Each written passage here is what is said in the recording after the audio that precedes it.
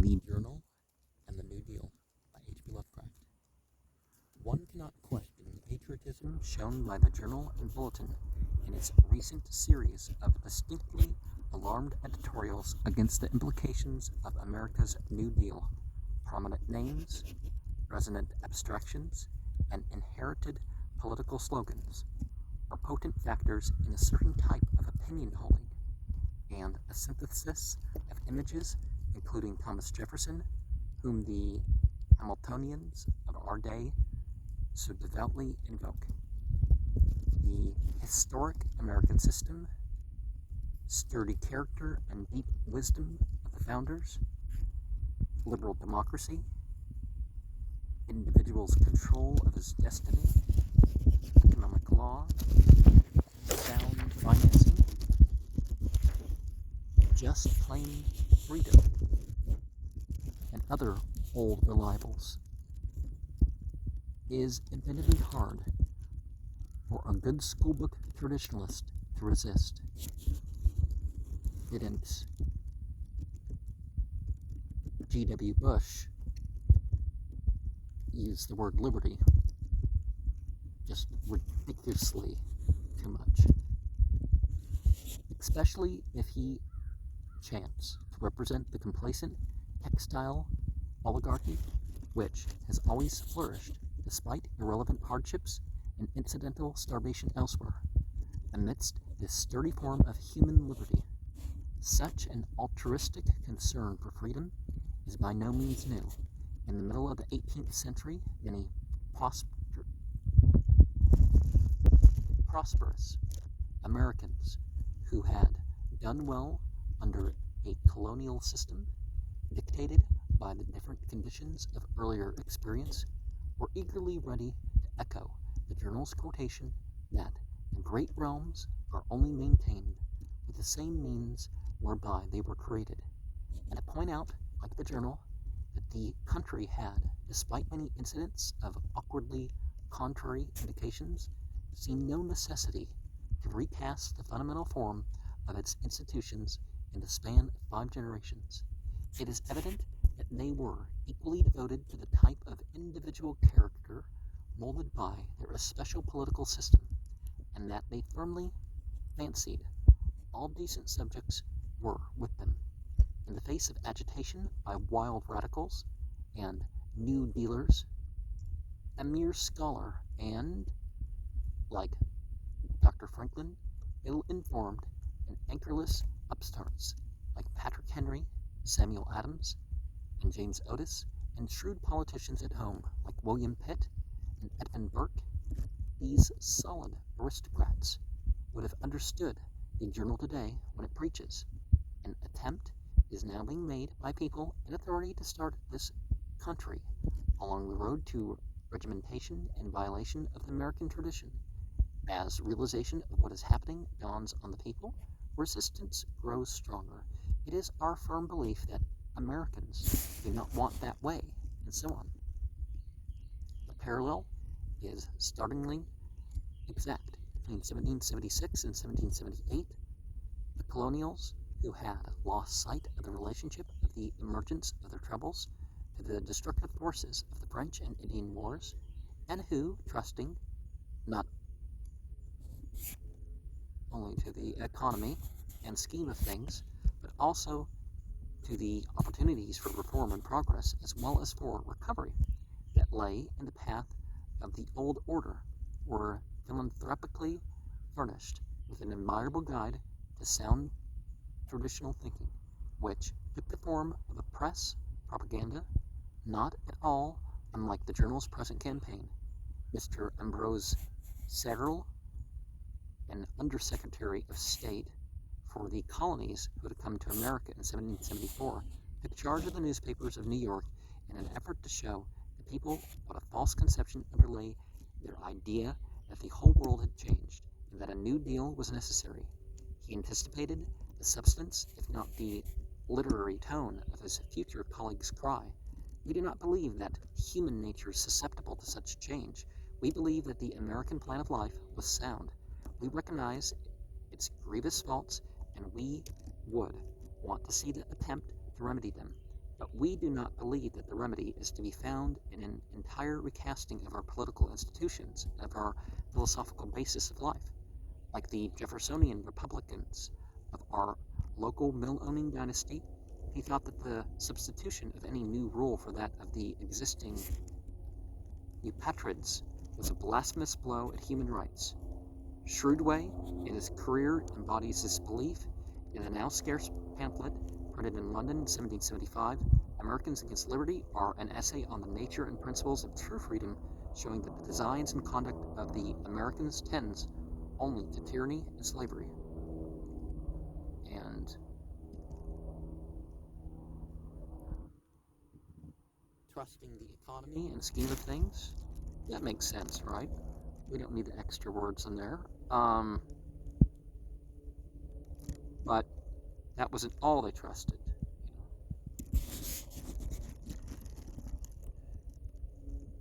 There is some general knowledge of the limited extent to which this older propaganda took effect.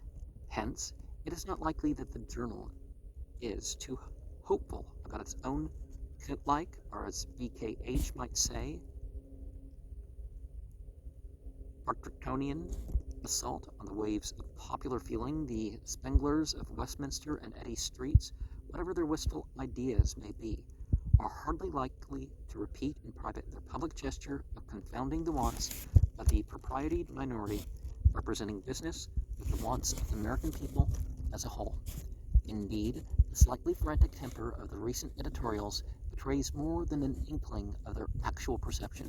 What then are the real facts regarding the present economic situation and attitude of the American people toward it? First of all, let us not try to imagine any unbiased person is blind to the truth that basic social and industrial conditions are indeed profoundly, irrevocably changed.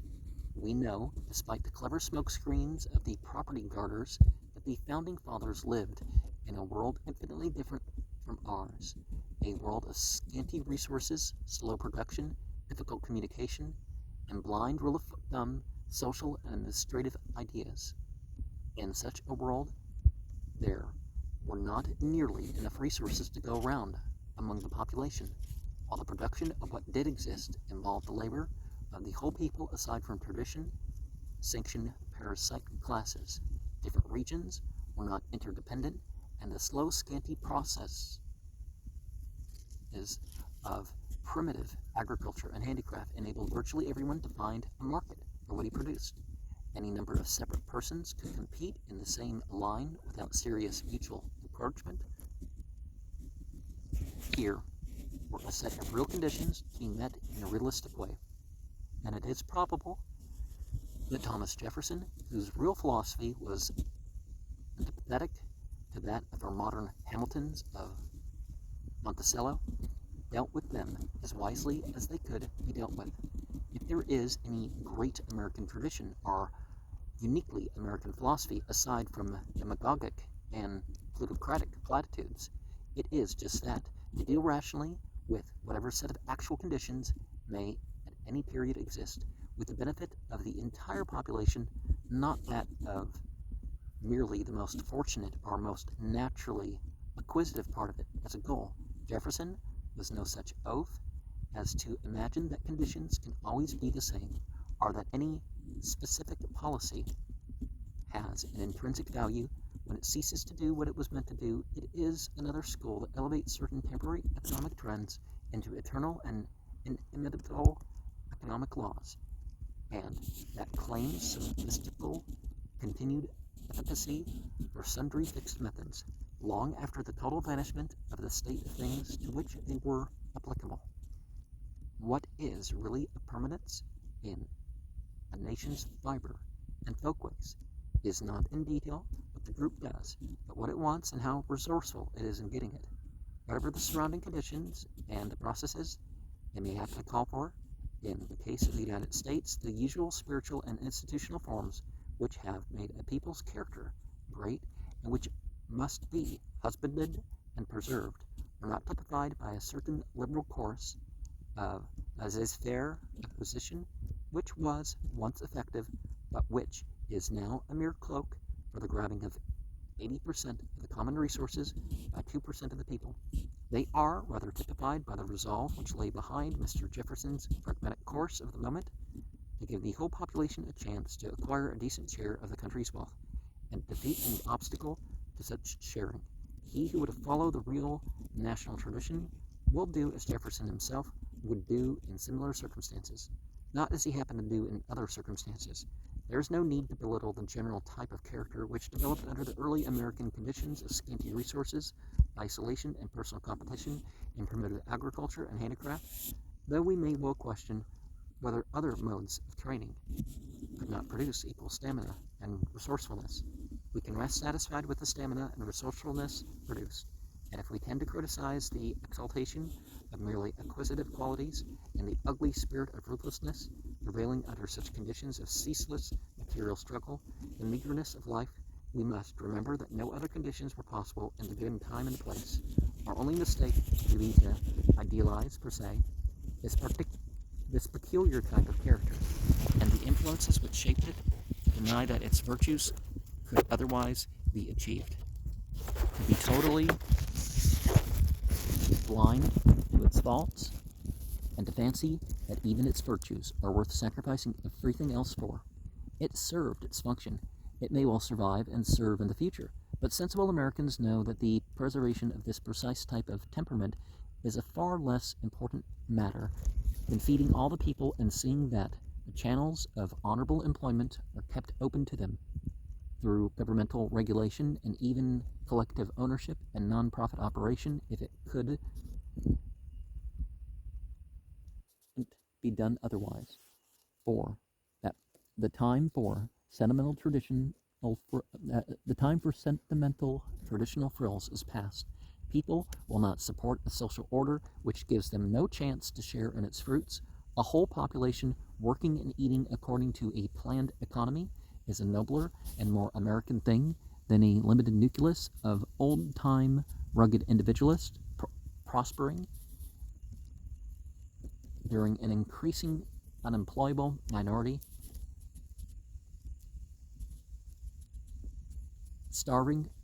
while an increasing unemployable minority starve or languish in a degrading dole. The preceding administration of irate Hamilton's and Jefferson's clothing grudged even the dole, preferring a policy of starvation for the sake of abstract principle, but Americans have shown what they think of that administration. Nowadays, a farmer can get relatively a 10th or a 20th or even a 30th of what they would have got back in the day. Like, on the other side of that tree is a field that could have sent, could have well provided for a family and sent, the kids to college if there was enough space in between the kids. Nowadays, not a chance to even get by on one person, let alone a full family. But, of course, the most absurd and inexcusable sophistry is that which willfully obscures the facts and pretends that a rationally planned order would destroy the individual's chances for personal advancement, as if our diabolic brain trust were devising a system whereby stevedores, professors, money changers, artists, engineers, technological experts, physicians, coal heavers, lawyers, plumbers, administrators, executives, elevator boys, and editorial writers would receive a precisely or approximately equal return per hour or day for their services in the form of food cards or certificates. The naivete of such an assumption ought to be obvious to any sane reader, and indeed a reader with any degree of reflectiveness will likewise perceive that no system of reward could be less just or rational than the one now existing. The qualities which in the old order have enabled one to get ahead in the noble American way include many of the least admirable in all human nature: greed, low shrewdness, ruthlessness, duplicity, and other things, and exclude some of the most admirable. Who can sensibly idealize a system which keeps many college professors in semi-poverty, while bestowing needless surpluses of resources and dangerous quotas of power upon coarse grain traders and cash jugglers and parasites who contribute nothing to society. Not that this state of things can ever be fully corrected, but merely that we need not lament its possible modification. It is a foregone conclusion that a rationalized social order would graduate rewards to fit quality and extent of service. The able and faithful would win much, the incapable and indolent would win little. Willing workers would be above compulsion, and who would resent the application of compulsion if thought best to the voluntary bum? What would be absent would be the absurd and needless financial surpluses now possessed by the lucky and by the capably acquisitive, those surpluses which mean hidden power, and which, from the dawn of the machine age until the New Deal, made our nominal republic a mere tool of rapacious industry and finance. No wonder the holders of this unwarranted power, who palliate their policy now and then with spectacular charities and public services, fight blindly and bitterly against all attempts to install a fairer order. One does not blame them, but one does not pay very much attention to them any more. The denial of our stand-patters that any change has taken place since the days of the Constitution of 1789 is really too ridiculous for refutation. Anyone with half an eye can see what has happened and what is still happening, how the world of scanty resources, slow production, difficult communication.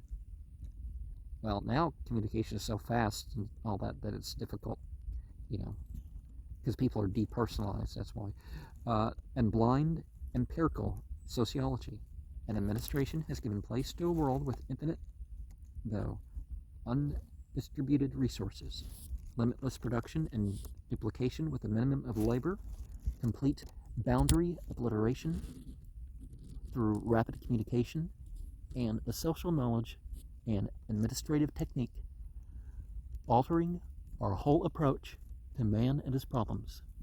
What precise policy of 145 years ago surviving from another world can deal with this seething vortex of unprecedented conditions?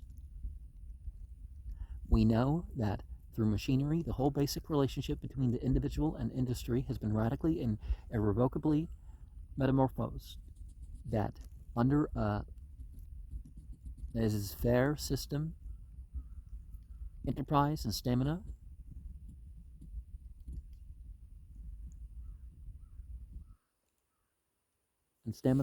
can henceforth yield rewards only to a picked section of the people. While millions remain perpetually unemployable, we know that large-scale, distance-covering organization has concentrated all markets within a few potent hands, and that these hands are the real governing forces of the free republic so hypocritically lauded by their possessors. We know that this centralization of wealth and power has resulted in the unspeakable oppression and starvation of millions of the unfortunate, and this in the most prosperous times. It is not merely the depression which has proved the dying order unworkable, and we know that the private holders of the needlessly concentrated wealth and power will never voluntarily rectify the conditions which their unrestricted greed for profit creates. They have had their chance and failed, so the only thing left to do is to regulate them through the pressure of the whole social order, what society has supinely allowed them to be doing in the past. Society must control and modify in the future. It is clear that any machine world left to the control of vested business, and how hypocritical to call such a world of free individualism, will never be able to offer employment to the whole population, will never, that is, make it possible for a man to feel that his willing labor is certain to win him food and shelter. It is the fashion for plutocratic apologists to prove this condition as a laudable strengthener of national fiber. We don't wish to be coddled by governmental agencies when our own effort fails. What if a few million do die off? The survivors will be much better examples of the virile American tradition of struggle and competition. Unfortunately for the plutocrats and their apologists, the American people do not seek quite so high a degree of Lacedaemonian distinction through martyrdom as their self-constituted definers.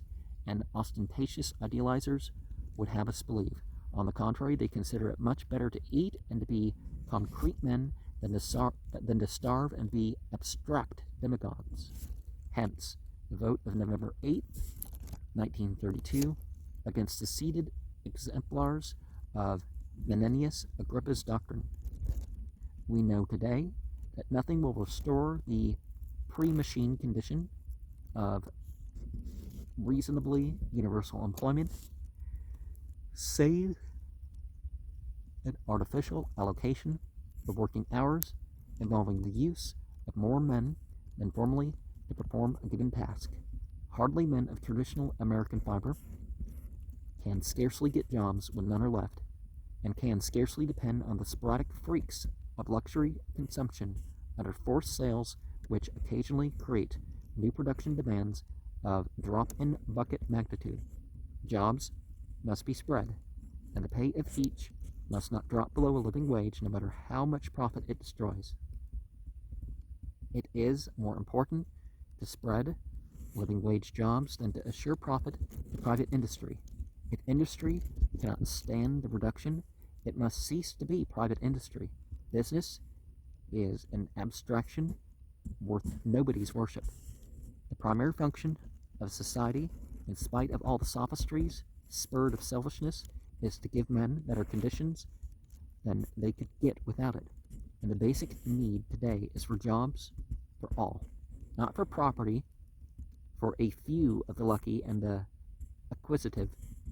One may add, of course, that unemployment insurance and old age pensions are likewise integral parts of any sane social program.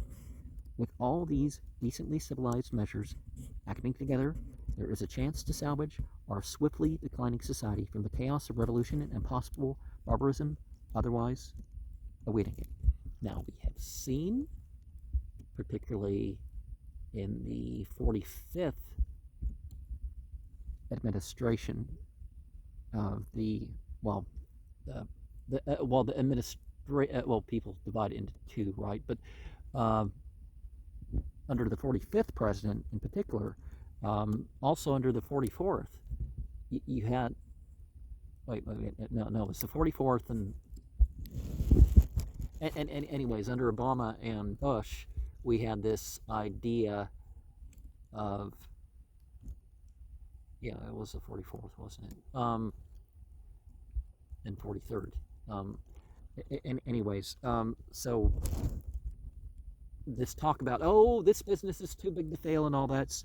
Whenever they pull that out, they're about to take money from the public and give it to these businesses. And we see what it's done to the economy. The middle class, America was 80% middle class when Obama started being president, and when he left, it was 80% lower class. And the percentage of the taxes under the 46th president Biden, it's went from 80% to 87% of the taxes are direct or indirect welfare. That doesn't help people. But again, they think, it's too big to fail. We can't let the stock market or the banks or anything. It's like, yeah, you can. Society would be much better if you let the failing businesses fail, especially the big ones that are drawing the welfare and all that. In view of the urgent need for change, there's something almost obscene in the chatter of the selfish, and sorry that my divergence was a bit unorganized, about various psychological evils allegedly inherent in a New Deal, promising decent economic security and humane leisure for all instead of a few. According to our Spartan reactionaries, nothing but the constant threat of starvation makes a man, unless he be a privileged inheritor, noble and hardy, while any daily program, not using up all his time and vitality in ill-paid work for others' profit, leads, save in the case of millionaires, directly to effeminate decadence.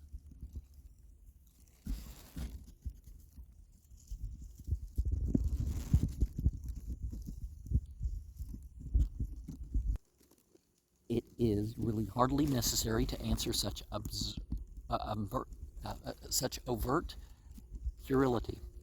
What is worth answering is the kindred outcry about regimentation, collective slavery, violation of Anglo-Saxon freedom, destruction of the right of the individual to make his own way, and so on, with liberal references to Stalin, Hitler, Mustafa Kemal, and other extremist dictators who have sought to control men's personal, intellectual, and artistic lives and traditional habits and folkways, as well as their economic fortunes.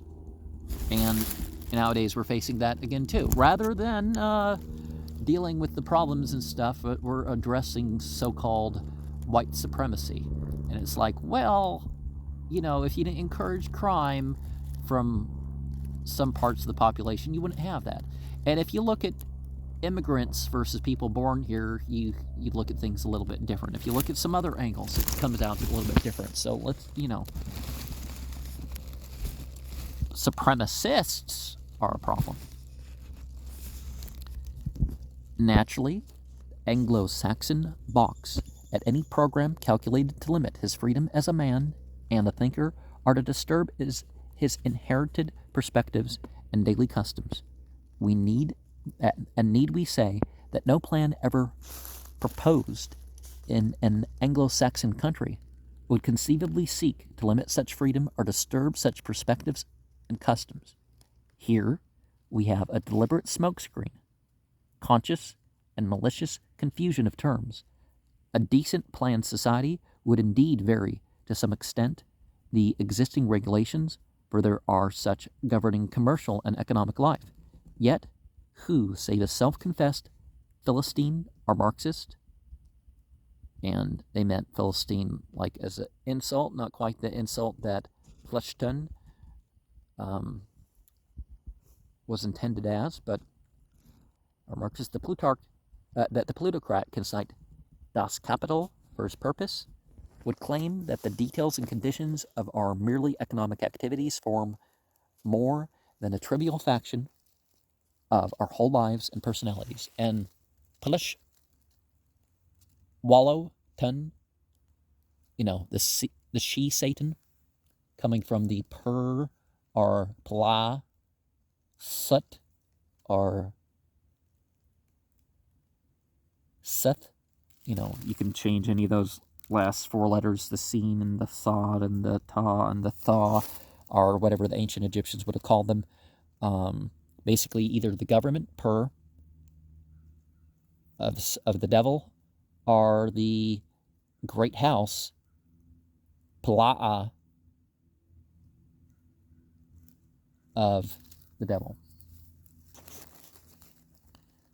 And so it wasn't a self-designated term, because those people couldn't be conquered for more than a generation or so, or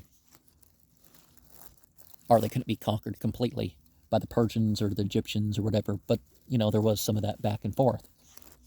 But that's why they were called that. That which is essential and distinctive about a man is not the routine of maternal struggle he follows in his office, but the civilized way he lives outside of his office, the life whose maintenance is the object of his struggle, so long as his office work gains him a decently abundant and undisputedly free life. It matters little what the work is, what the ownership of the enterprise, and what and how distributed its profits, if profits there be. We have seen that no system proposes to deny skill and diligence and adequate remuneration. What more may skill and diligence legitimately ask? Nor is any lessening in the pride of achievement contemplated. Man will thrill just as much at the overcoming of vast obstacles and the construction of great works, whether his deeds be performed for service or for profit. As it is, the greatest human achievements have never been for profit. Would Keats or Newton or Lucretius or Einstein or Santayana flourish less under a rationally planned society? Any intimation that a man's life is wholly his industrial life, and that a planned economic order means the suppression of his personality, is really both a piece of crass ignorance and an insult to human nature Incidentally, it is curious that no one has yet pointed to the drastically regulated economic life of the early Massachusetts Bay Colony as something American. One need not here go into the numberless minor evils of unsupervised and uncoordinated private industry. The waste involved in duplication, the low-grade ideals of material success, speed, and quantity involved in ceaseless competition, the false standards and psychology resulting from high-pressure salesmanship and needless consumption to swell plutocratic profits, the contemptible dishonesty and charlatanic ignominiousness of business, advertising ballyhoos, and countless kindred overtones of the rugged and chin regime.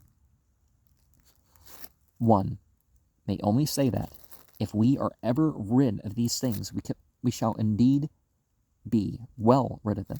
The reactionary's treatment of the democracy fetish merits more attention. Here again is a deliberate hypocrisy and confusion of issues. Realists today know that the current problems of government in detail are all matters of such technological involvedness and administrative complexity that no layman can even begin to cope with them, while only a broadly educated layman can hope to do as much as understand what they are really about.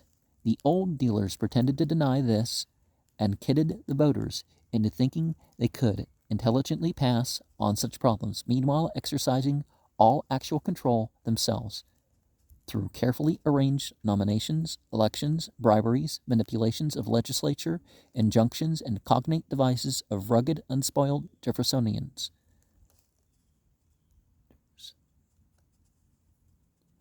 There was no democracy under the old deal, though there was a vast lot of flatulent talk about it. The New Deal is less hypocritical. It admits that laymen cannot cope directly with complex issues and does not try to fool anybody in the matter. It leaves decision and action to intelligently selected commissions, really capable of deciding and acting, and tries to whittle down the hampering of procedure by the irresponsible. And yet, for all that, there is infinitely more genuine democracy, if that means anything, in the New Deal than there ever was in the old. For the present order admits the right of the whole people to choose goals, which was never possible save in theory before. It is the people who say what to do. The experts taking orders try to get it done in their own trained way without interference. Naturally, they make mistakes and have to go in many cases by trial and error, but who could do otherwise under unprecedented conditions and with the savage obstructiveness of reactionaries always present? Could the crowd of blundering laymen and their equally blundering representatives help them? Most disingenuous of all the journal's complaints is that which concerns the attempt of the New Dealers to introduce political reforms under the old governmental exterior. There is a rare irony in this carping, considering the extent to which the old plutocracy ruled behind a representative mask, as it does more than ever now, but this one may pass over. The real truth is, of course, that no one can yet know in detail just what needs to be done or how far along the road to collective ownership of major resources it will be necessary to go.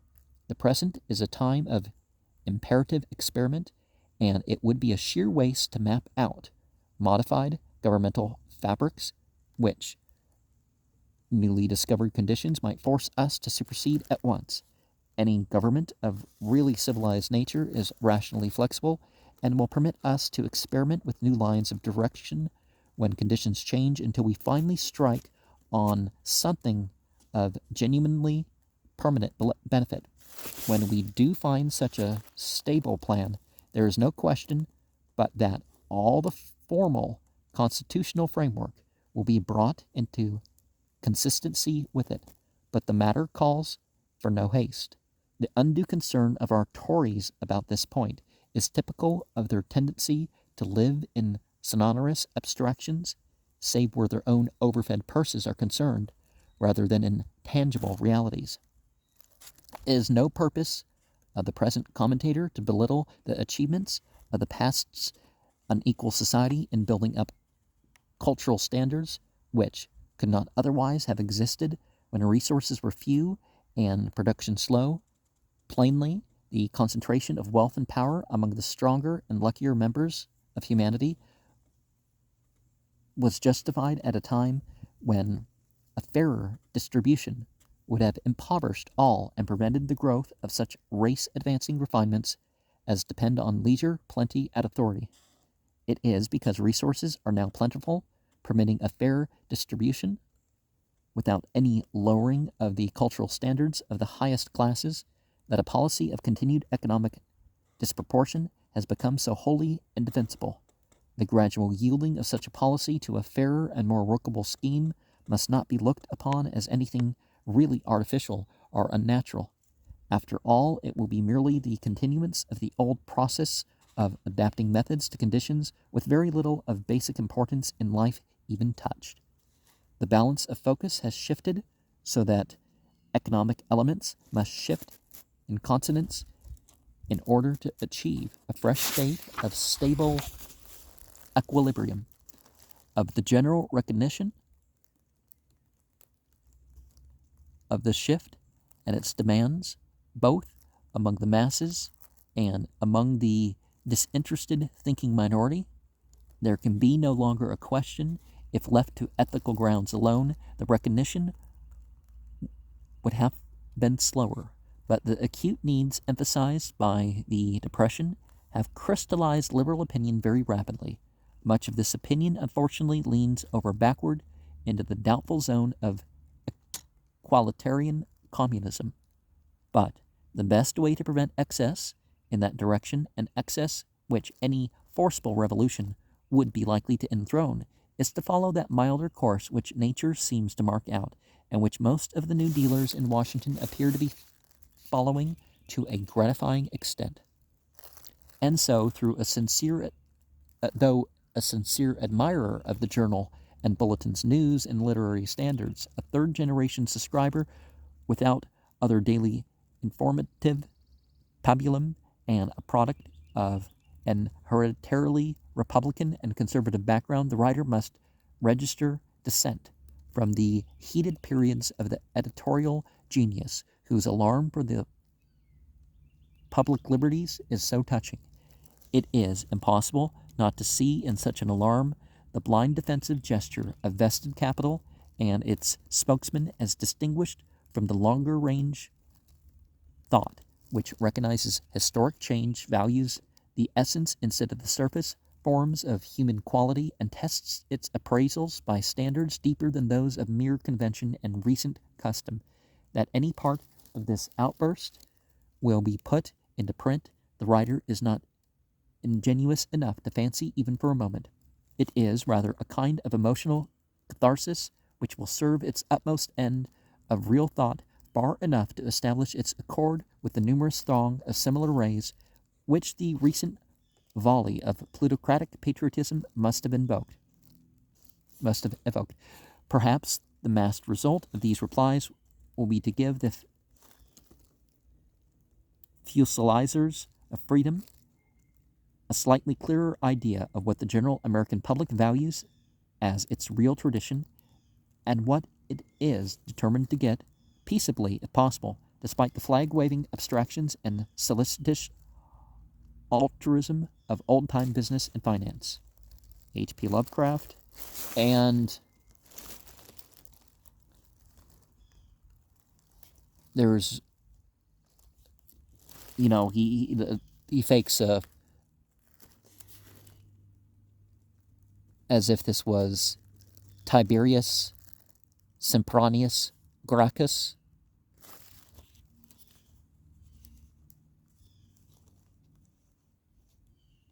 Somebody back in Rome that was trying to reform things.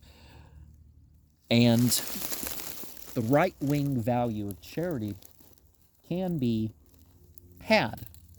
And that would allow for meritocracy as well, because if you work hard, not only can you give, and even give more, if people are giving approximately the same amount, like a tithe or something like that, or if somebody has savings, the larger the savings, or the larger the land or other resource holdings, the larger the charity amount.